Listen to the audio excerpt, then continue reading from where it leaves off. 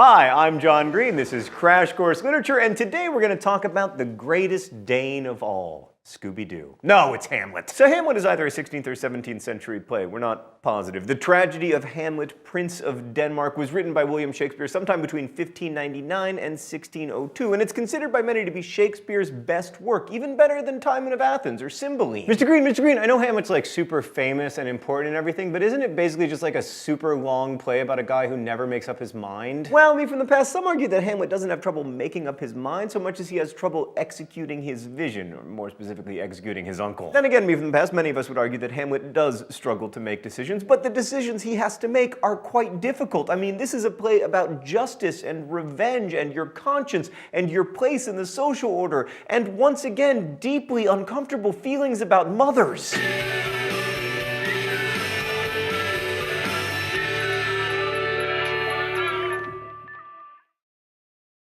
So Shakespeare based Hamlet on a medieval Scandinavian tale chronicled by everyone's favorite Danish historian, Saxo Grammaticus, pictured here, depending on your worldview, as either Santa Claus or God. But Shakespeare probably knew the tale from contemporary plays rather than like actual Danish history, because up to that point it had mostly been about Vikings and pastries. Actually, that's still most of what it is. So Saxo tells the story of Prince Amleth, a kid who sees his uncle murder his father, and then young Amleth bides his time and pretends to be crazy in order to lull his uncle into a false sense of security, and then, as soon as he's grown up, Amleth slaughters his uncle with his father's sword. Amleth, by the way, 80% of the way to being Pig Latin for Hamlet. Anyway, it's interesting to know that background because it makes you think about the changes that Shakespeare made to that story, which indicates something about what's really important to Shakespeare. For instance, Hamlet isn't unable to kill his uncle because he's young, and he doesn't actually see his uncle murder his father. So basically, Shakespeare was introducing ambiguity into the story, which is kind of Shakespeare's specialty. So Hamlet is Shakespeare's most popular play. In fact, it's perhaps the only one to have been consistently performed since it debuted. It's also very long. Like when Kenneth Branagh attempted to film every line, the movie lasted more than 4 hours. Some theatrical productions have gone on as long as 6. The general consensus is that Shakespeare wrote the play so long to satisfy himself, and he knew that theater troupes would just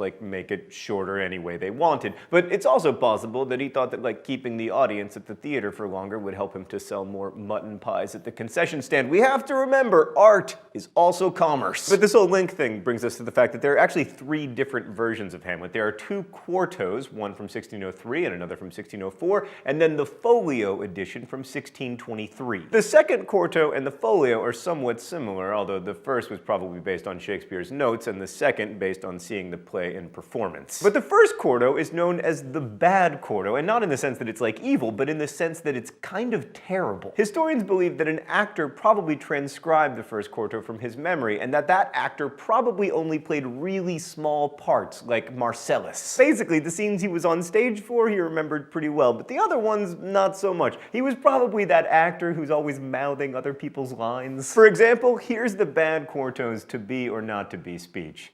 To be or not to be. That's the point. To die, to sleep. Is that all? Yeah, that's fantastic. Anyway, in all the versions, the plot is the same. Hamlet is a grad student who returns home to Elsinore when his father dies, and then his mother, Gertrude, suddenly marries his uncle, Claudius. Claudius takes over as king, even though technically Hamlet should inherit the throne. So a grieving Hamlet deals with this as any grad student would, by wearing black, listening to sad music, and making long speeches about how he wishes his flesh would melt, which, spoiler, it eventually will. But then his father's ghost appears to him and begs Hamlet to revenge his murder by that aforementioned Uncle Claudius. Hamlet isn't sure about this, so he pretends to be insane, as you do. He then hires a troupe of players to put on a show that will make Claudius reveal his guilt. Claudius is indeed overwhelmed with emotion, flees the play. Gertrude summons Hamlet to her bedchamber where they have a weirdly intimate discussion until Hamlet hears a noise and in a rare decisive moment stabs the curtain. Oh, but it's not my uncle. It's Polonius. Polonius, who was never brief, despite saying that brevity is the soul of wit, and then also famously said, "To thine own self be true," and, proceeded not to be terribly true to himself. So Gertrude decides that Hamlet should get out of town for a while, and he sails away, and there's a writ of death, and storms, and pirates, and then Hamlet returns only to find that Polonius's daughter, Ophelia, has committed suicide, and that her brother, Laertes, is kind of mad at Hamlet. So Claudius schedules a fencing match between Laertes and Hamlet, poisoning Laertes' sword and Hamlet's wine. Hamlet is stabbed but manages to wound Laertes while Gertrude downs the fatal wine. And then, once everyone is dead or dying, Hamlet decides that now is finally a good time to stab Claudius. Basically, all the Danes die, except Horatio, of course, because you need someone to say, "Good night, sweet prince, and flights of angels sing thee to thy rest." What kind of place is this Denmark where people have stunningly un-Danish names like Claudius and Polonius? Well, let's go to the thought bubble. So throughout the play, Claudius is building up an army to take on Norway, and Denmark is caught in a strange limbo between war and not war. As often happens, the specter of external enemies leads the ruling powers to search for enemies within. We see a lot of examples of Elsinore as a surveillance society, like Hamlet's not wrong when he tells Rosencrantz and Guildenstern, "Denmark's a prison." The characters are closely watching each other. I mean, Gertrude and Claudius are watching Hamlet, so is Polonius, though he's awfully bad at it. Hamlet's schoolmates, Rosencrantz and Guildenstern, are watching him closely as Claudius is encouraging them to spy while they throw back Danish grog and talk about girls. Ophelia's watching Hamlet too, but Hamlet isn't watching her because he's too busy staring at Claudius, trying to figure out if he really did murder his father. And of course, Hamlet also spends a lot of time watching himself and then reciting anguished soliloquies about it. Personally, in the end, I'm more struck by Hamlet's narcissism than by his indecisiveness. Anyway, all of this is probably less a criticism of Denmark, which is a perfectly nice place full of herring sandwiches and competitive handball, than it is a commentary on Elizabethan England, a place notorious for spying, and also the place where Shakespeare actually lived. There were all sorts of anti-royal, anti-Catholic conspiracies going, and Elizabeth I ran a whole network of spies to help discover them, sort of like M in James Bond, but with more tiaras. Even Christopher Marlowe, Shakespeare's rival and one of the most badass playwrights ever, was a spy. So the Court of Elsinore can be read as a commentary on Shakespeare's own environment, in which being tried and beheaded for secret treason was kind of a national pastime. Thanks, Thought Bubble. So Hamlet is a play about watching and being watched, something that we're all pretty familiar with these days, but it's also a play about doubling and mirroring. This is a common Shakespearean thing, but it gets to some really core questions about being a person. Like, are people really capable of change? Can they become different people over time? And when you look in the mirror, are you seeing the person that is actually you? Are you the person that you imagine yourself to be? So there are at least two Hamlets in this play, right? There's the old dead King Hamlet, who goes around haunting the Elsinore battlements, and our hero, who is supposed to avenge that old Hamlet. But the living Hamlet is also split into two people, the one who wants to kill Claudius, and the one who's like, you know, maybe not, maybe I should just be a grad student. And some critics argue that the Hamlet who returns home from his pirate adventure is yet another person, because he is a very different guy from the one who left. And you can even see Ophelia as a kind of extreme subversive double for Hamlet, like what Hamlet might be like if he were robbed of all of his power and agency. And then obviously when the actors perform their play The Murder of Gonzago, they're mirroring all the recent events in Elsinore, but it's not a regular mirror, right? It's kind of a funhouse mirror. But ultimately it's not just, oh no, my desk is moving. That must mean it's time for the open letter. An open letter to Simba. Hey there, Simba. Let's take a look at the 1990s adaptation of Hamlet that didn't star Mel Gibson, the one starring you, the Lion King. Simba, Hamlet, Mufasa, recently murdered king, Scar, Claudius, Mufasa in the sky and smoke, obviously Ghost, Nala, Ophelia, the elephant graveyard, England, or maybe the actual graveyard with the last poor Yorick whom I knew well. The point is, you must never go there, Simba. Sorry, I don't have a good James Earl Jones. Best wishes, John Green. So anyway, it's not just one mirror, but many that reflect Hamlet's trouble figuring out what kind of man he is and how he should act. These mirrors also underscore the perpetual cycle of violence at the heart of the revenge tragedy, which you'll no doubt remember from our talk of ancient Greek stories. Like in these tragedies, the desire for vengeance ultimately corrupts the revenger, and he or she has to die too. Each murder has to be answered for with another murder until we are out of people who can die. A good example of this unending violence is old Hamlet's ghost, who can't rest in his grave until he's avenged. Now, the critics Andrew Bennett and Nicholas Royal describe ghosts as, quote, the very embodiment of strange repetition or recurrence. It is a revenant. It comes back. Okay, but it comes back from where? Like, ghosts don't really fit into Hamlet's understanding of death. He describes death as, quote, the undiscovered country from whose bourne no traveler returns.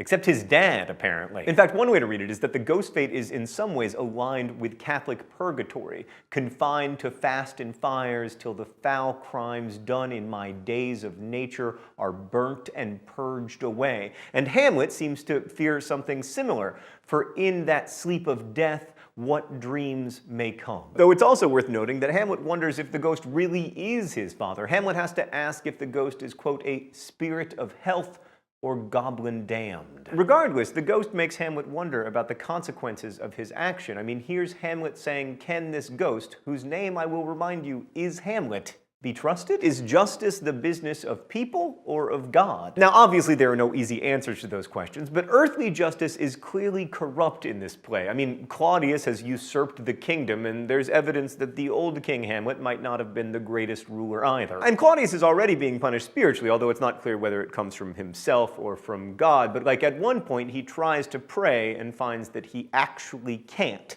My words fly up, my thoughts remain below. Words without thought never to heaven go. Now, prayer was seen as cleansing, and in that scene, Hamlet decides not to kill Claudius because he believes that Claudius is praying and therefore will be cleansed of his sin and will go straight to heaven if Hamlet killed him right then. And that wouldn't be fair. Of course, actually, if he'd just killed Claudius in that moment, due to the thoughts not going up to heaven, everything would have been fine. I mean, not for Claudius, but, you know, for justice. So should Hamlet act? Should he let divine justice take its course? Does divine justice only work through people? Even I can't decide. But Mr. Green, in the end, how does Hamlet finally make up his mind, though? Well, me from the past, when he finally makes up his mind, he's dying, right? He has, like, seconds left to live. Ultimately, Hamlet is a great play for its aphorisms and its language and its ambiguity, but also because it brilliantly captures the fact that we do not know what we are doing. Hamlet doesn't struggle to decide a course of action because he's young or because he's an academic or because he's a narcissist. He struggles because he's human. We'll continue our discussion of him and the play next week. Thanks for watching. I'll see you then.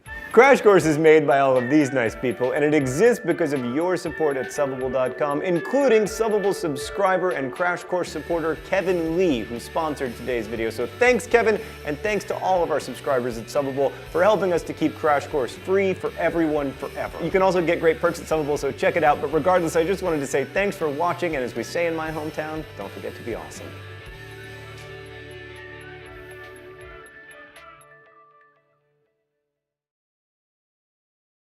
Hi, I'm John Green. This is Crash Course Literature, and today we continue our discussion of Hamlet. Mr. Green, I figured it out already. Hamlet has an Oedipus complex. That explains everything. No, me from the past. As we've already learned, not even Oedipus had an Oedipus complex, although your fascination with it is starting to freak me out a little. And while you can read Hamlet as being entirely about sex, you don't have to. I'll give you this though, me from the past. Whether or not Hamlet wants to sleep with his mother, he definitely has girl trouble.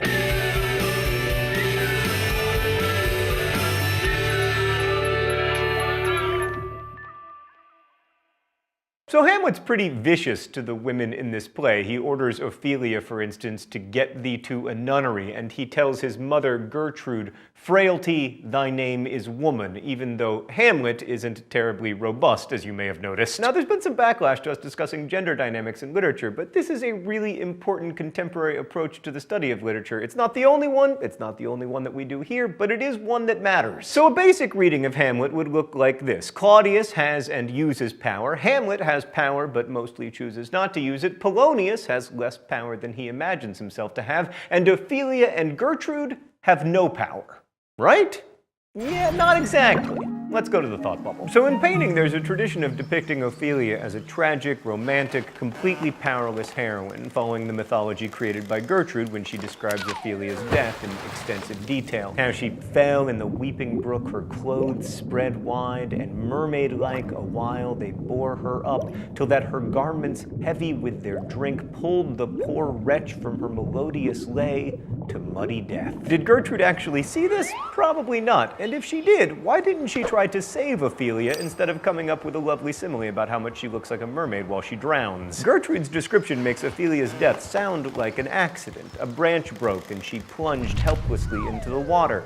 Could have happened to anyone hanging out on a riverbank wearing lots of layers, but pretty much everyone else accepts Ophelia's death as a deliberate suicide caused by her madness. So that raises the question, what kind of agency did she have, since she clearly had some, and how did she use it? And also, what caused her madness? Thanks, Thought Bubble. So before Hamlet escapes into madness, he's in a difficult spot. He's heir to a throne that should be his already, son to a mother he no longer trusts, nephew to the guy who possibly killed his dad. Well, Ophelia's in a pretty tight spot too. I mean, Ophelia's father has been murdered by Hamlet, who used to be in love with her and is now shouting at her about nunneries and then making weird sexual banter and then going off to sea. It's like if that guy who you aren't totally sure if he's your boyfriend killed your dad and then still sort of wanted to be your boyfriend, but only sometimes. We've all been there. In Act 2, Polonius says of Hamlet, "Though this be madness, yet there is method in it." And let's not overlook the method in Ophelia's madness. Like,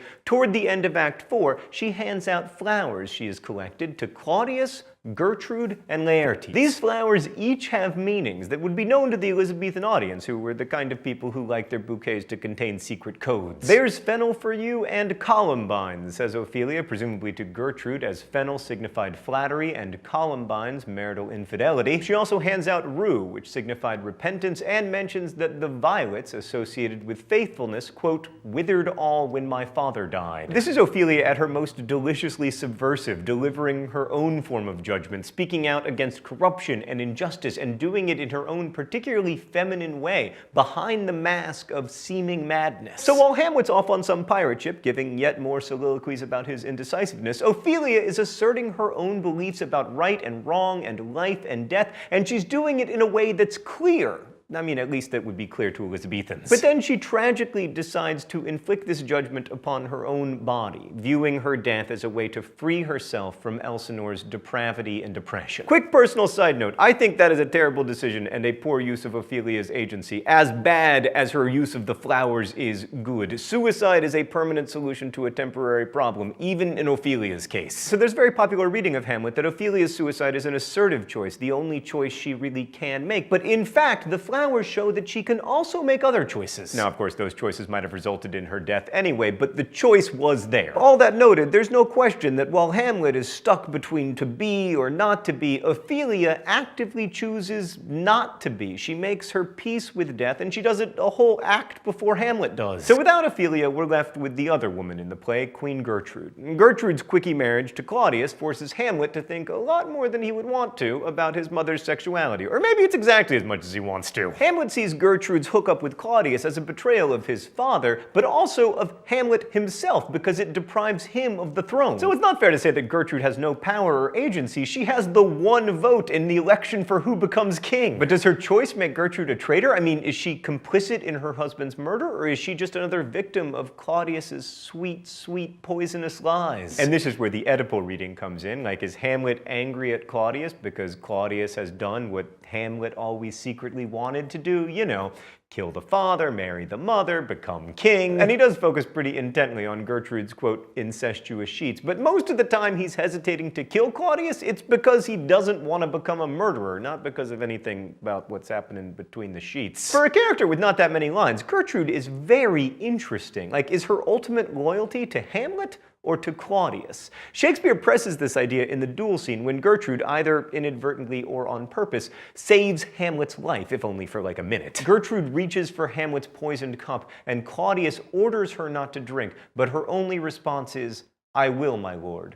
I pray you pardon me." Is she just thirsty, or is that a conscious choice? In her final moments, is she showing Hamlet where her real allegiance lies? Now, of course, Shakespeare meant this to be ambiguous, but her final line is, "Oh, my dear Hamlet," not "Oh, my dear Claudius." Now, both Gertrude and Ophelia's defiance of authority ultimately results in their suicides. And I want to underscore that I don't think suicide is heroic, but the most interesting discussion question in my high school English classes was, which of these characters in Hamlet is the most heroic? I think you can make a case for almost anyone except for Polonius and, of course, Claudius. But there's certainly a case to be made for Gertrude or Ophelia. Anyway, this leads us to the question of whether heroism always involves taking heroic action. Certainly, Hamlet's a big fan of action. I mean, not in his own life, but, you know, as an idea. I mean, he describes man as in action how like an angel. But then he shows that this image of angelic man is inaccessible to him, even repellent, saying, "And yet to me, What is this quintessence of dust? And then, of course, smack dab in the middle of the play, Hamlet lectures the traveling players about how best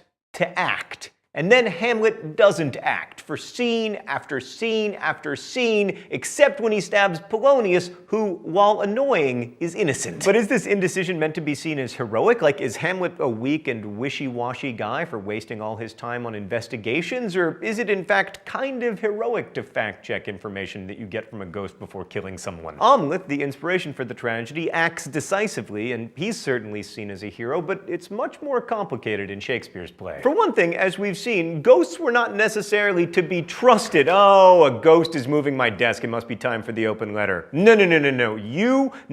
You are not real. You are not a ghost. You are a digital representation created by Thought Cafe. I am not giving you an open letter. Moving on. Sorry, I'm scared of ghosts, even though they aren't real. They definitely aren't real. Anyway, there's also the fact that killing a king, even if that king is a usurper, was generally seen as, like, not a fantastic idea. Except when it came to Macbeth. I mean, kings were seen to rule by divine right, so offing one was an insult to God. Also, it was in Hamlet's best interest to keep that idea around so that, no one would off him if he became king. So maybe it's a good thing that Hamlet doesn't take murder lightly. Well, except for when he kills Polonius for the unforgivable sin of hiding behind curtains. So what finally turns Hamlet into an actor? Maybe pirates, maybe nothing. Many critics feel that it's a different Hamlet who shows up in the fifth act, one who has undergone a sea change, literally, and now feels less conflicted about his own mortality. But it's not like the play immediately becomes a Jean-Claude Van Damme movie. I mean, Hamlet tells Horatio, there's a special providence in the fall of a sparrow. If it be now, 'tis not to come. If it be not to come, it will be now.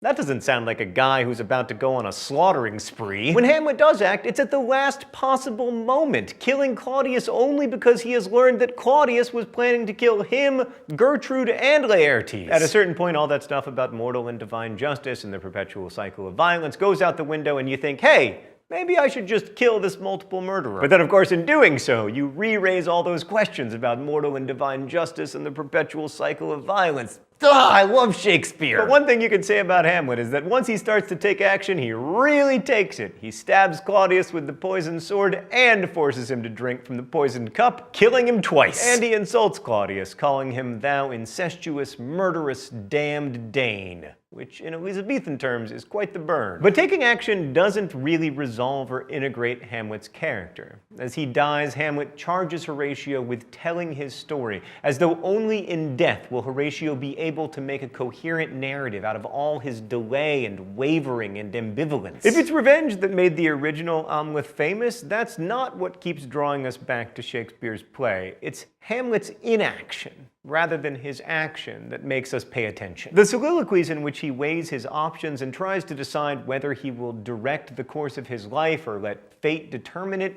teaches us something about what it means to be human, to have a conscience, to make difficult decisions in our own lives. Or not make them. Inaction, as Hamlet shows us, is its own kind of action.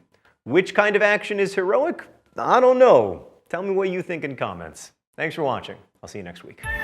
Crash Course is made by all of these nice people, and it exists because of your support at Subbable.com, a voluntary subscription service that allows us to keep Crash Course free for everyone forever. Through your subscription, you can also get great perks. Thank you for making Crash Course possible. Thanks for watching, and as we say in my hometown, don't forget to be awesome.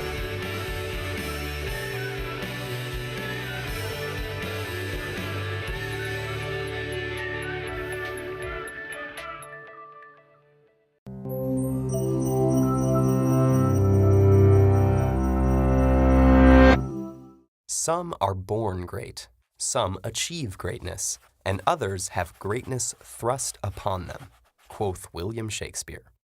Or did he? Some people question whether Shakespeare really wrote the works that bear his name, or whether he even existed at all. They speculate that Shakespeare was a pseudonym for another writer or a group of writers.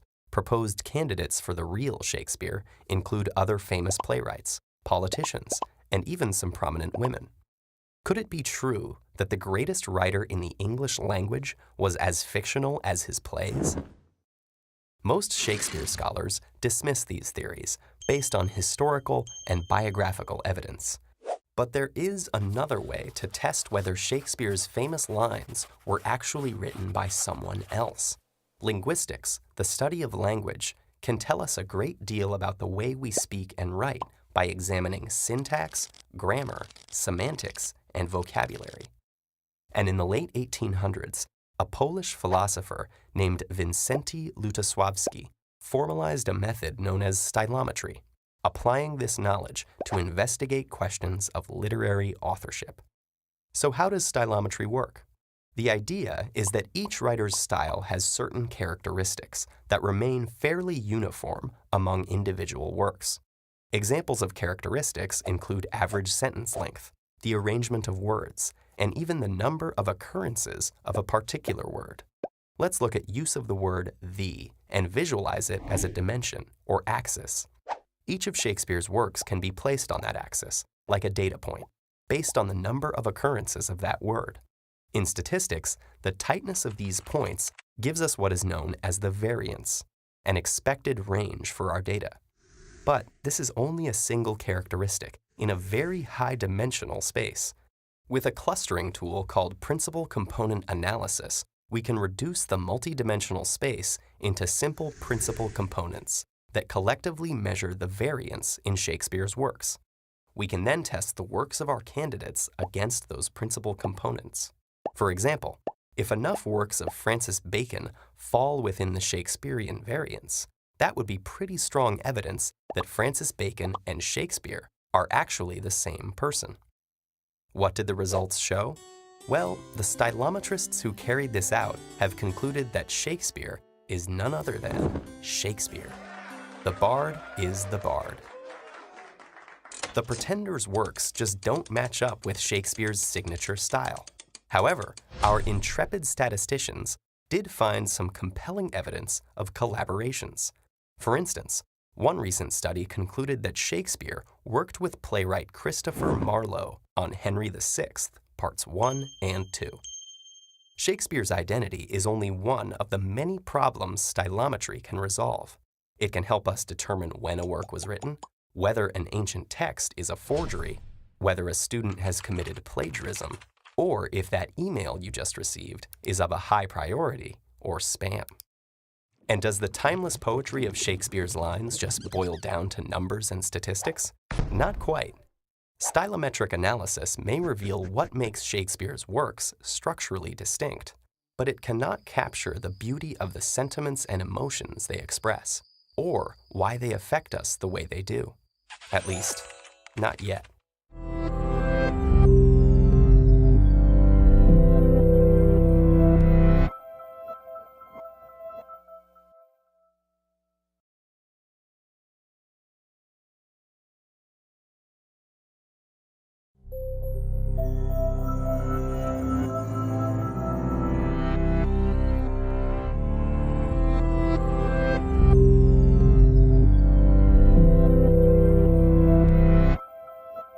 Why do we cringe when we hear Shakespeare? If you ask me, it's usually because of his words. All those thines and thous and therefores and wherefore art thous can be more than a little annoying. But you have to wonder, why is he so popular? Why have his plays been made and remade more than any other playwright? It's because of his words. Back in the late 1500s and early 1600s, that was the best tool that a person had, and there was a lot to talk about. However, most of it was pretty depressing, with the Black Plague and all. Shakespeare does use a lot of words. One of his most impressive accomplishments is his use of insults. They would unify the entire audience, and no matter where you sat, you could laugh at what was going on stage. Words, specifically dialogue in a drama setting, are used for many different reasons. To set the mood of the scene, to give some more atmosphere to the setting, and to develop relationships between characters. Insults do this in a very short and sharp way. Let's first go to Hamlet. Right before this dialogue, Polonius is the father of Ophelia, who is in love with Prince Hamlet. King Claudius is trying to figure out why Prince Hamlet is acting so crazy since the king married Prince Hamlet's mother. Polonius offers to use his daughter to get information from Prince Hamlet. Then we go into Act 2, Scene 2. Polonius. Do you know me, my lord? Hamlet. Excellent, well, you're a fishmonger. Polonius. Not I, my lord. Hamlet. Then I would you were so honest a man. Now, even if you did not know what fishmonger meant, you can use some contextual clues. 1. Polonius reacted in a negative way, so it must be bad. 2. Fish smell bad, so it must be bad. And 3. Monger just doesn't sound like a good word. So from not even knowing the meaning, you're beginning to construct some characterization of the relationship between Hamlet and Polonius, which was not good. But if you dig some more, fishmonger means a broker of some type, and in this setting would mean like a pimp, like Polonius is brokering out his daughter for money, which he is doing for the king's favor. This allows you to see that Hamlet is not as crazy as he's claiming to be and intensifies the animosity between these two characters. Want another example? Romeo and Juliet has some of the best insults of any of Shakespeare's plays. It's a play about two gangs and the star-crossed lovers that take their own lives. Well, with any fisticuffs, you know that there is some serious smack talk going on, and you are not disappointed. In Act 1, Scene 1, right from the get-go, we are shown the level of distrust and hatred the members of the two families, the Capulets and Montagues, meet. Gregory, I will frown as I pass by, and let them take it as they list. Samson, nay, as they dare, I will bite my thumb at them, which is a disgrace to them if they bear it. Enter Abraham and Balthazar. Abraham, do you bite your thumb at us, sir? Samson, I do bite my thumb, sir. Abraham, do you bite your thumb at us, sir? Okay, so how does this development help us understand mood or character? Well, let's break it down to the insult. Biting your thumb today may not seem like a big deal, but Samson says it is an insult to them. If they take it so, it must have been one. This begins to show us the level of animosity between even the men who work for the two houses. And you normally would not do anything to someone unless you wanted to provoke them into a fight, which is exactly what's about to happen. Looking deeper, biting your thumb in the time in which the play was written is like giving someone the finger today. A pretty strong feeling comes with that, so we now are beginning to feel the tension in the scene. Later on in the scene, Tybalt from the house of the Capulets lays a good one on Benvolio from the house of the Montagues.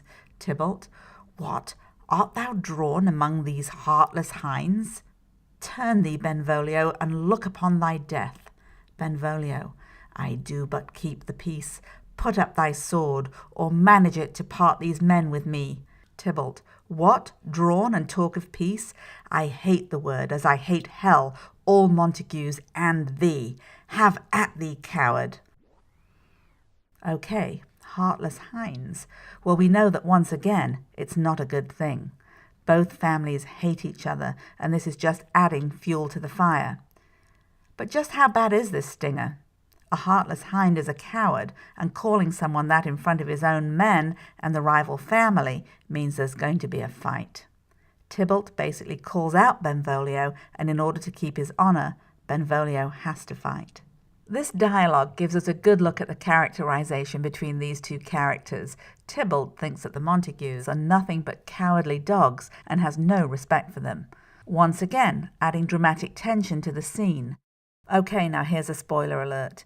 Tybalt's hot-headedness and severe hatred of the Montagues is what we literature people call his hamartia, or what causes his downfall.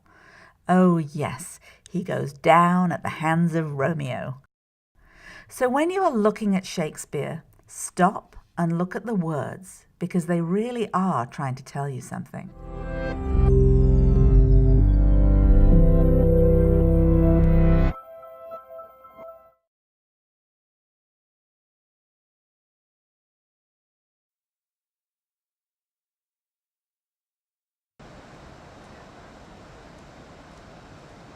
The Globe Theatre, which opened in 1994, very near to its former site, specialises in original productions of Shakespeare.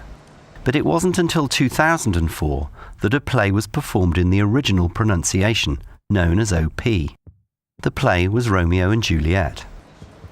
Well, the Globe is known for its original practices. This is why it is here, to try and recreate the theatre as it was in 1600 and thereabouts. And when they started it off, they decided to do original costume, original music with original instruments, original movement around the stage and so on. But they never did original pronunciation because they thought, quite wrongly, but understandably, they thought nobody would understand it. But it was a very, very successful occasion. The seats were packed for that weekend. Everybody loved it. And it was such a success that the Globe then decided to do a second production the following year, production of Troilus and Cressida. It transports you back through the centuries. It's a very magical, almost hair-raising experience, especially in this space, to hear that accent, a space that's sort of as close as we can get to a 400-year-old theatre, and then an accent that's as close as we can get to a 400-year-old accent with a 400-year-old play. If anything, it rounds the experience of going to see a Shakespeare play out. Any period in the history of the English language can be studied from the point of view of how it was pronounced at the time. Old English, Chaucer, and so on. In relation to Shakespeare, we're talking about the sound system or phonology that was in use in a period called Early Modern English, and in the period specifically around about the year 1600. Now, it's a period during which pronunciation was changing very, very rapidly. So there isn't just one kind of OP. There's an OP that evolves throughout the period. For example, early on in the period, people were pronouncing the word musician as musician, musician. Later in the period, it had evolved into musician. And of course, later still, it became musician. David Crystal and his son Ben regularly work together to demonstrate how original pronunciation differs from modern pronunciation. It's an interesting accent to tune your ear into. So we're going to run through a few pieces of Shakespeare, first in a modern sort of received pronunciation accent, the accent that you're used to hearing Shakespeare in, and then we'll switch into original pronunciation. And probably Dad will do some and I'll do some as well, so you get to hear it in a different voice. Their first example comes from Henry V. Ben gives the modern pronunciation and David the OP. Oh, for a muse of fire that would ascend the brightest heaven of invention. Oh, for a muse of fire that would ascend the brightest heaven of invention. A kingdom for a stage, princes to act and monarchs to behold the swelling scene. A kingdom for a stage, princes to act and monarchs to behold the swelling scene. Then should the warlike Harry, like himself, assume the port of Mars. Then should the warlike Harry, like himself, assume the port of Mars. And at his heels, leashed in like hounds, should famine, sword and fire crouch for employment. And at his heels, leashed in like hounds, should famine, sword and fire crouch for employment. How do you know that that was original pronunciation? Well, there are three kinds of evidence that you look for when you're working out the pronunciation of a stage in the history of the language. The first and the most important piece of evidence is the observations made by people who were writing on the language at the time. There were several people who actually commented on how words sounded, which words rhymed, and so on. For example, how do we know that the R is pronounced at such a time? Well, Ben Jonson, the dramatist, actually tells us at one point. He says we pronounce the R after a vowel. He actually calls it a doggy sound, grr, or something like that. And so that kind of evidence, where when you look at all the sounds, all the vowels, all the consonants, you put it together, and that's the first kind. The second kind of evidence is the spellings that people used at the time. The spellings were a much better guide to pronunciation then than spelling is today. So at one point in Romeo and Juliet, the word film is spelt Philome, therefore film. And that's a very important indication. But the third kind of evidence, which is absolutely critical from a dramatic point of view, is that there are rhymes and puns which don't work in modern English that do work in OP. One I remember that we did at the Globe here was the pun that suddenly leapt out at us in the prologue to Romeo and Juliet. You do that one? Right. So, two households, both alike in dignity, in fair Verona where we lay our sin, from ancient grudge bred to new mutiny, where civil blood led civil hands unclean. From forth the fatal lines of these two foes, a pair of star-crossed lovers take their life, whose misadventured piteous overthrows doth with their death bury their parents' strife. And it's the lines, It's isn't the it? lines from forth the fertile loins. Now the thing is, loins was pronounced loins, and the word lines was pronounced loins. So get there is that a nice pun. double meaning Yeah, there, a so pun lovely. on loins and lines, genealogical lines on the one hand and physical loins on the other, which is completely missed get if it. you do it in modern English. It's a good example. David and Ben have also discovered that nearly 2/3 of Shakespeare's sonnets have rhymes that don't work in modern English, but do work in OP. Give us a good one. What, 116? I think 116 is interesting because lots of people have it at their weddings and they think of it as being a very sort of, highfalutin sonnet. Let me not to the marriage of true minds admit impediments, but it completely changes in OP, particularly because of the rhymes. Love's not time's full, though rosy lips and cheeks within his bending sickle's compass come. Love alters not with his brief hours and wakes, but bears it out into the edge of dumb. If this be error and upon me proved, I never writ, nor no man ever loved. Yeah. Proved and loved. I mean, it's a lovely ending, isn't it? Proved and loved, it simply doesn't work. Completely falters it. If this be error and upon me proved, I never writ, nor no man ever loved. That's right. It doesn't quite work. When Romeo and Juliet was performed at the Globe, David and Ben were advisors on the production. One of the most interesting things was the way in which the actors all said that the OP altered their performance quite fundamentally. You have to remember the play was being done in two versions that year. There was a modern English version and an OP version as well. The actors had to learn the thing twice. And it just changed the way they perceived their characters, didn't it, Ben? It did. Well, I mean, it's a lot faster, the accent. With modern Shakespeare, it's often very reverential in the way that we pronounce it. It's assume the port of Mars. It's much faster in OP. It's assume the port of Mars. The OP Romeo and Juliet was 10 minutes faster. But it does something else to you as well. To me, it drops my voice. I use my bottom register a lot more, assume the port of Mars. It makes me sort of hunker down. Doesn't sort of seem so cut off from the neck, from mules of fire. It connects with the body a bit more for some reason. It's an earthier accent. The experience of Romeo and Juliet also demonstrated that far from making Shakespeare more difficult to understand, it can actually make the original meaning clearer, as can be seen in this extract from As You Like It. And so from o'er to o'er we ripe and ripe, and then from o'er to o'er we rot and rot, and thereby hangs a tale. It's a really, really rude sex joke. He's talking about prostitutes and the king's evil and all that kind of thing. It's completely missed when you do it in a modern accent. And the last time I saw As You Like It, the actor came to the front and said, and so from hour to hour we ripe and ripe, and from hour to hour we rot and rot, and thereby hangs a tale.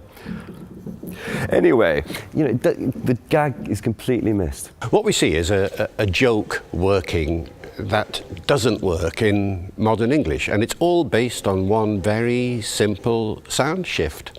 The pronunciation of whore as or.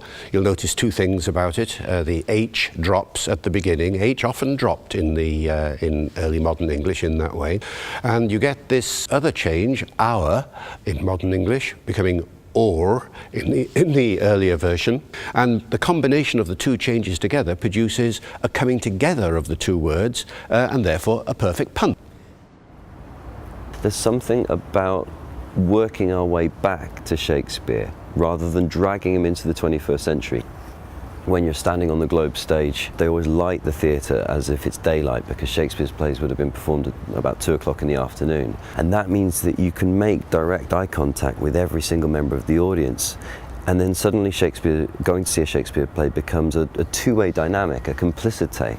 It means that as an actor, as Hamlet, I can come out and ask you, what should I do? Should I kill Claudius? I don't know what to do. Everything's really confusing. Help me. That's what Shakespeare's monologues were about. So if you can sort of imagine that there's that extra dimension when you're working in a space like this, you get a similar sort of extra dimension when you use Shakespeare's accent.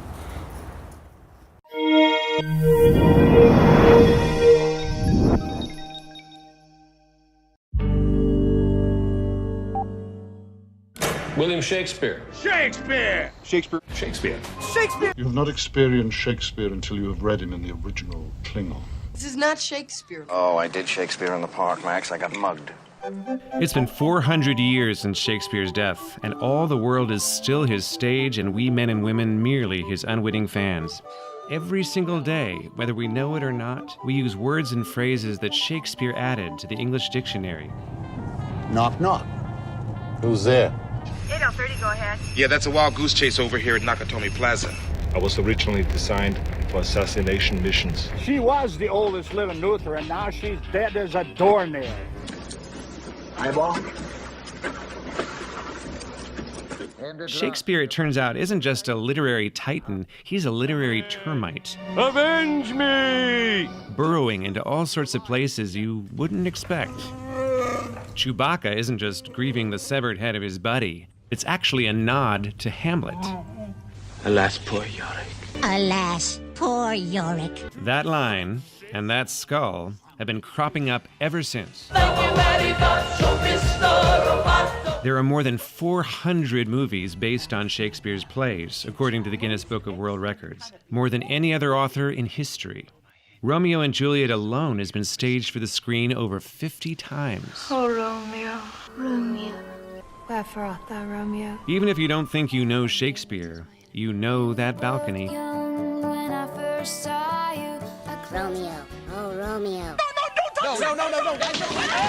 Of course, there's the most famous Shakespearean line of all. To be or not to be? That is the question. It's actually a speech about suicide, not a topic you typically hear about on Sesame Street. Be or not a bee? Or Gilligan's Island. And so I asked to be or not to be. Or a Muppet Hospital. Make up your mind, to be or not to be? Or an alien space station. To be or not to be? Of course, it's not just classic lines and scenes that inject Shakespeare into our daily lives. His stories are driving the plots behind some of the biggest series on television. House of Cards, the tale of a power couple with vaulting ambitions, sounds a lot like Macbeth, with a dash of in-your-face confessionals from Richard III. One heartbeat away from the presidency, not a single vote cast in my name. Sons of Anarchy, a saga about the leader of a biker gang haunted by the death of his father and power-hungry stepfather, has been called Hamlet on Harleys. In Empire, a record mogul has 3 children vying to inherit his hip-hop kingdom. And it can only be one of A situation that goes nearly as badly for him as it did for King Lear. Wherefore art thou, Romeo? And it's not just culture, it's commerce. Thou betrayest thy family's cell phone plan. Shakespeare may be 400 years gone, but he's in high demand on Madison Avenue. William Shakespeare said that all the world's a stage, and men and women are merely players. And one man in his time plays many parts. Many more parts than Shakespeare himself could have ever guessed. Hey, Shakespeare, would you write a TV sitcom for a Klondike bar? Methinks not. What you talking about, Willie?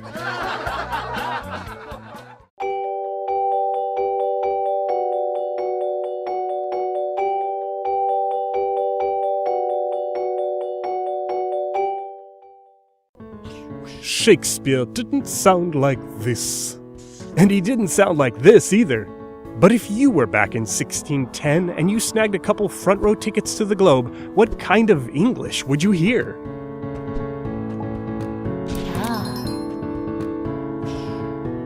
I have a confession. A tough one for a language nerd. Here goes. I never really got into Shakespeare. I remember the theater geeks, the girl with one hand raised, head turned, chanting lines to whom exactly? Maybe a poetry-loving squirrel. Nah, wasn't for me. I was into Legos and languages, which is how I ended up unintentionally parsing Homer in Greek before I had to face Shakespeare. Yes, had to. A class assignment. I think it was The Tempest. I skimmed just enough to pass a quiz. Then I honestly would have shelved the Bard forever, but for that one stray remark. As the theater geeks donned their best British accents, a random gadfly sneered, You know what Shakespeare really sounded like? He sounded like us. No. What? Had I missed something about Shakespeare? Something that took linguistic detective work to solve? Something like his poor spelling. It's there in the bad quartos secretly scribbled by some bootlegger in the audience. It's there in the good quartos in the first folio, too. Even on his own grave, Dig and Friend look almost childish. And his stacked they and that keep a simplified Germanic letter, Thorn. This isn't his spelling. 1400. Chaucer's English was a very readable tongue. So readable that 75 years later, Mr. Caxton imported a printing press to cash in on that readability. But one day, a merchant came to town and ordered eggs. A woman said, "Sorry, I speak no French." The merchant got mad. He wasn't speaking French, he just wanted some eggs. Someone jumped in to help. "Oh, he means airn." Caxton griped, "Lo, what should a man in these days no rate? Eggs or airn?" Unleash the spelling debates. How to spell knisht when it was evolving into night? Should correction have a C? And why, oh why, did Chaucer's vowels fall apart so fast? By 1600, the ongoing great vowel shift was turning E into I, A became E, and O was Oo. Welcome to early modern English, Shakespeare's tongue. Good friend, for Jesus' sake forbear to dig the dust and close it ere. Not here. Ere. Just one of many rhymes that, well, they aren't rhymes anymore. Plaideth rhymed with dreadeth, are with are, and own with alone. You find craters, raisins. I went fine with company. Should kept its O and didn't match wood. Extra credit spelled two words that sound like society and rhyme with variety. Ha ha. You get play and pray and say. But then the rhymes with say. So wait, were all of these actually E? Or maybe the was there? Well, fortunately we find ear-witness accounts of a meat merger. Se was in the process of merging with C. With caution, rhymes may even help us recover puns, like probably raisins, and maybe bile. And rhythm, like those iambs my teacher made us drum out in class, those count how many syllables were in, say, enclosed. Two syllables. Except here it demands 3. Enclosed. Meter can also reveal stress, not housewifery, but usifry. Okay, you're learned now. You see in say and says a noun and a verb. It's no longer strange for you to hear, I know the reason, lad I. And you can stomach the news that Shakespeare's name may have been Shakespeare or Shakespeare. In 1889, Alexander Ellis added one more piece of evidence. Modern dialects. Dialects contain traces of a time before English had a proper accent. People who still don't merge meat with met, witches that aren't witches, undropped R's, H'less arts, and gerund endings. Sounds downright Shakespearean. Like some dialects still do, he used both thou and polite you. Thou hast, thou'rt, you have, you're. And that third person ith, like in sheath, was still competing with us. And while data crunchers deflate legends of his peerless vocabulary, he was endlessly inventive with meaning and syntax. Try out this word order. Though I with death and with reward did threaten and encourage him not doing it and being done. Playful a tangle for audiences to untie on the spot. So, what about listening to a whole play? Linguist David Crystal tested that in a newly reconstructed globe. Thrown back into an era of standing, heckling, and OP, original pronunciation, playgoers detected suspicious traces of one particular dialect. Their own. There's something universal about learning to pronounce. We all come as strangers to Shakespeare's sounds, whether you're a theater geek who quotes Hamlet by heart, or you're me who am about to finish animating this and read it for the very first time. I thank you patrons for unlocking this and keeping me creating, and to everyone watching, I pray thee tare and subscribe for language.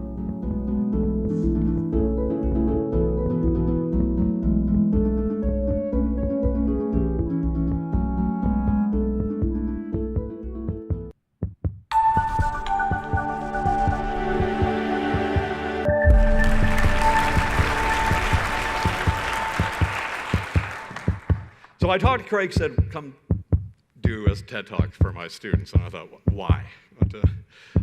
I'm a professor. I get paid to talk for 50 minutes. How the hell am I going to only talk for 15 or 18?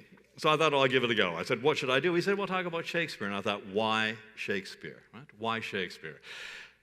The only answer I could come up with was to plagiarize our gorgeous young prime minister and say, well, it's 2016. Right? That's a start. Right? And it's the easiest one, right? Because 400 years and 6 days ago, on April 23rd, Shakespeare died. Prince died this week. He's had a lot of press. Will he still have that press 400 years from now? I don't know. Will there be a press 400 years from now? Probably not. So why? Why after 400 years? In 2012, during the London Olympics, lots of exciting things happened. One of them we probably all remember is the Lightning Man, right? Usain Bolt repeated it again, right? Won all those sprint events. Hundreds of thousands of people witnessed something else. Every Olympics matches sport with culture, and there's always a cultural Olympiad. In 2012 in London, they chose Shakespeare. There were over 100 productions between April the 23rd and the end of the event in November. 70 of those took place in the Globe Theatre. They represented countries, over 40 countries from around the world, and they were in 37 different languages. Why? Most of those countries had been colonized by the English. Having thrown off all the shackles of colonization, why had they kept Shakespeare? And why did they want to listen to Shakespeare in their own language? And why, when they came to London, did thousands of people living in London whose origins were in those countries come to listen to Shakespeare in the language into which they had been born? That's what I want to talk to you about today. Right? The power of listening to Shakespeare. That's why I don't want a text up there, because that would contradict me. Right? And that's why I'm glad we closed that book. Right? When Shakespeare was first performed, and for well over 200 years, when people wrote about going to plays, when they wrote about going to a Shakespeare play or any play, they would write in their diary, they would write in their commonplace book, last night I went and I heard Midsummer Night's Dream. Last night I went and I heard Hamlet. No one ever wrote until well into the 19th century that they saw a play, because a play is about voice. And no one understood that more than Shakespeare did.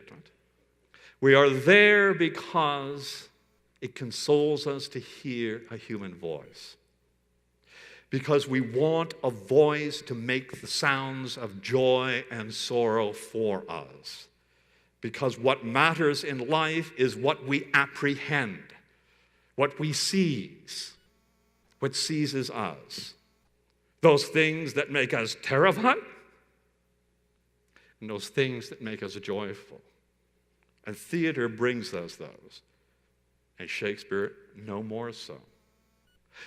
So it's curious, not tragic, just curious, that when students come to me in university, majority of them say, oh, Shakespeare, I don't know. So I was so hard in high school. Some of them will say, oh, I loved it. Right? I'll say, what did you love about it? Oh, the movies.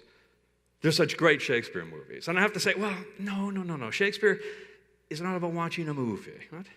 There has to be a person there a person who is enduring the story for us, so that in witnessing it, we can be grasped and grasp in turn the emotions that are being experienced. Don't be afraid of Shakespeare. Right? Most of my students, many of you, I mean, one of the reasons I thought, well, we'll do this, right? Because, Craig said there'll be over 900 students here, and they're all going to be doing Shakespeare at some point or other, holding their noses or not, right? And I said, well, what do they do? Well, the usual things. Midsummer Night's Dream, Hamlet, Romeo and Juliet, Macbeth. I thought, oh, great. Well, we'll get there, we'll see, we'll talk about some of those, right? But most of them probably also use the No Fear Shakespeare cribs, right? That translate Shakespeare into English, as if it wasn't English to begin with, right? And the Sparks Notes people have made millions of dollars off the backs of No Fear Shakespeare, right? But, when we shouldn't have feared him to begin with, huh? And Shakespeare never made a penny in his life off of the printing of his plays. He could not have cared less. When the folio came out, 7 years after his death, it came out because the surviving partners of his company wanted to make a memorial. He never cared. There were hundreds of editions of his works. He never made a penny on them because it wasn't about reading. And that's what I want to focus on now. I want to take a couple of scenes, and I want to talk you through them. And I want to try to give you a sense of what you can apprehend when you look and listen, right? And what I'm going to say to you now, and perhaps repeat and concluding, because I have no idea where I'm going, right? It'll depend on what we hear when we listen to these texts, right? Don't look for meaning. There isn't any. Don't look for a thesis. Don't hunt themes. Don't analyze metaphors. Don't worry about what you're going to write your essay about. Just listen. And open yourself up as you listen. And be very responsive to what you feel. Because apprehension is far more important than comprehension. And in Midsummer Night's Dream, one of Shakespeare's extraordinary figures, the Duke Theseus, says precisely that at the end of the play. And he says, one of the interesting things about life is this. He said, whenever we apprehend an effect, we want to comprehend a cause. And that's a problem, especially with theater and always with life. Something happens to us, and we want to know why, right? Well, the cause doesn't matter. Who knows what the first cause of anything is? Was it God the Creator or the Big Bang? They're beyond my comprehension, right? But in the moment of life, I apprehend constantly what it is to be living. And to seek meaning in that, rather than to simply swim in the luxuriousness of my own soul and heart, seems like an extraordinary abandonment of the joy of living. So let's look at Shakespeare. We'll go through maybe just one scene. The screen here tells me I've got 9.5 minutes. Right, to see what we can do. That should give us enough for one. I'm going to give you a choice. I've got a few things on my mind. Let's go for two that are big ones out there. If you haven't encountered them yet, you're going to encounter them in your high school years. Romeo and Juliet, Hamlet. Which one do you want? I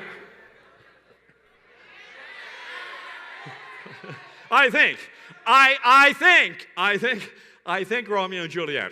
Right, wrong. Craig, what do you think? Right, okay. And what? Okay, now if I can stay. Oh boy, I'm under 9 minutes now. So if I can talk like the Bolt Man, right? If we can get through this scene, maybe we do a bit of Hamlet. Maybe we finish with a moment from Hamlet. Okay, here we go. What I'm going to do with Romeo and Juliet? I'm going to go to the scene where we first meet Juliet, because it tells us something about Shakespeare. You know what Shakespeare's really good at? He's great at women. He's great at listening to women and making us listen to women. And there's a reason for that, because in his lifetime, no woman was ever on the stage. No woman ever acted on the English stage until 1665. So men always played the parts of women. And not just boys.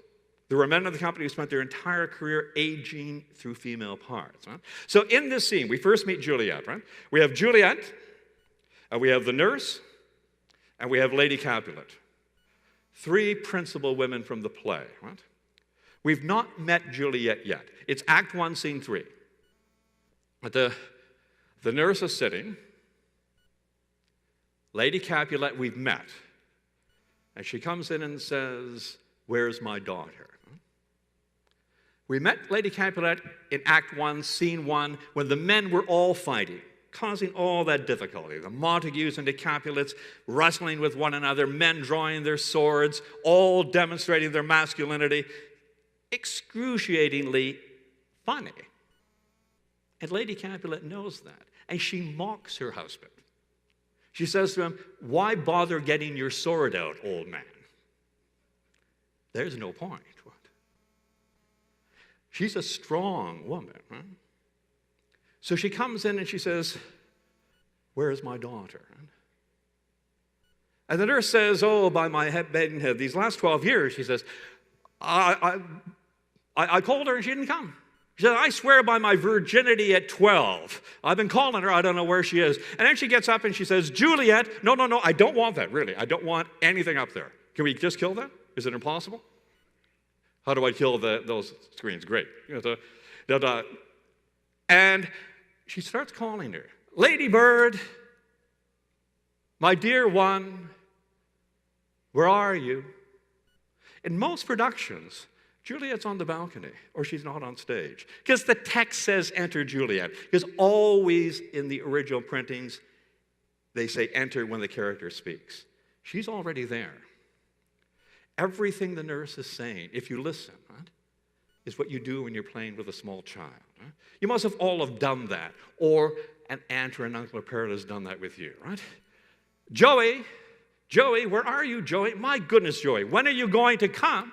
What am I going to do with you, Joey? And where's Joey the whole time, right? Right there, right? Behind you, and you pretend you don't see him, right? That's where Juliet is, if we really are listening to what the nurse is doing there. "Lady Bird, my dear one, where are you?" Right? And Lady Capulet is standing watching, right? And eventually Juliet says, "Here I am. Who wants me?" Playing with the nurse, right? And the nurse says, "Your mother." And Juliet, the Lady Capulet says to the nurse, "Will you give us a minute? There's something I need to tell my daughter." The nurse begins to leave. And Lady Capulet says, "No, come back. Please, come back." And what she needs to tell Juliet is your father has decided that you're going to be married now. And you're going to meet tonight the man you're going to marry. Now, what's crucial in this scene, if we are listening and looking, is what Lady Capulet's doing, right? Because always in Shakespeare, in crucial scenes, when he wants us to listen, there's a listener on stage. And here it's Lady Capulet, right? Listening while her daughter plays with the nurse. And then the nurse tells a long story, a comic story about Juliet growing up. And Juliet's mother listens, knowing that she's about to tell her daughter childhood is over. What's she feeling while she's listening? What does any parent feel?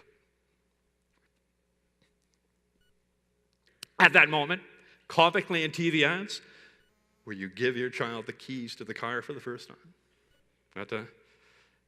When you leave them at their university residence. When their probation offer comes and takes them away. Whatever the point, where you realize, what happened to my child? How did I miss that? If we're listening, that's what's happening in that scene.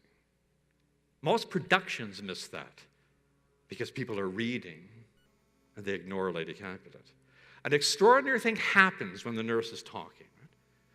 They're trying to figure out how old Juliet is. And her mother says, "Oh, I don't think she's 14 yet. And the nurse says, oh, no, it'll be 2 weeks. I remember because my Suzanne, my daughter and her were born at the same time.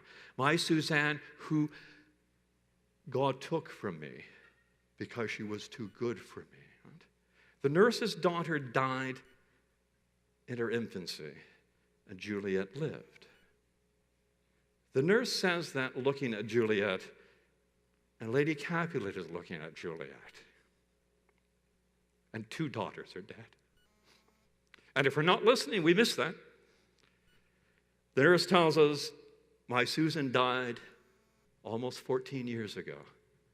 And Lady Capulet is thinking, my child will be lost to me in 2 weeks when she marries Paris and when she goes to live with him.